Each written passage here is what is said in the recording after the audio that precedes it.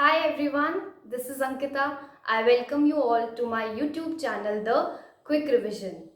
कल हमने political science के एक बहुत ही इंपॉर्टेंट टॉपिक का रिवीजन किया था, the making of the Indian constitution. इसमें हमने चार्टर एक्ट्स के ईयर्स का रिवीजन किया। आज इस टॉपिक को कंटिन्यू करते हुए हम the preamble of the constitution को रिवाइज करेंगे। प्रीएम्बल, जिसे संविधान की उद्देशिका भी कहा गया है, इसे संविधान का ब्लूप्रिंट भी कहते हैं। The preamble is also known as the blueprint of the constitution.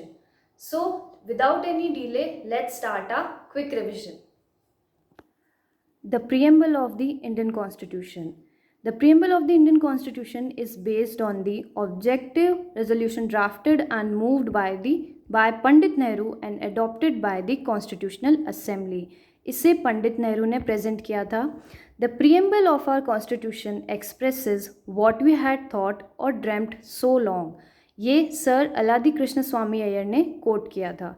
The preamble is the horoscope of our sovereign democratic republic, K M Munshi ने कहा।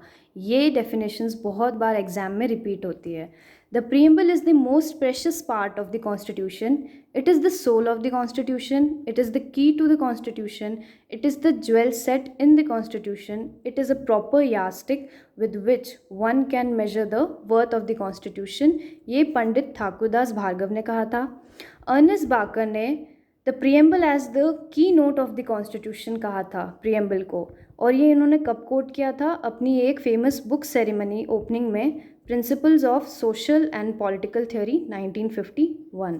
Last is the preamble as the identity card of the constitution. ये किसने कहा था? ये कहा था N.A. Palkhivala ने। प्रीएम्बल कॉम्पिटिटिव एग्जाम्स के अलावा हायर एजुकेशन में भी पढ़ा जाता है। आई होप इस वीडियो में आपने प्रीएम्बल को अच्छे से रिवाइज किया होगा। प्रीएम्बल सबसे ज़्यादा डेफिनेशन फॉर्म्स में क्वेश्चन पुटअप करता है। किस संविधान के कॉन्स्टिट्यूशन असेंबली के फादर्स ने प्रीएम्बल के बारे में क्या कहा है, ये सबसे पॉपुलर क्वेश्चंस हैं हमारी एग्जाम्स में पूछे जाने वाले। आई होप आपको ये वीडियो पसंद आई होगी। अगर आपको कोई भी टॉपिक और रिवाइज करना है मेरे साथ, so please comment your topic in the comment section. Thank you.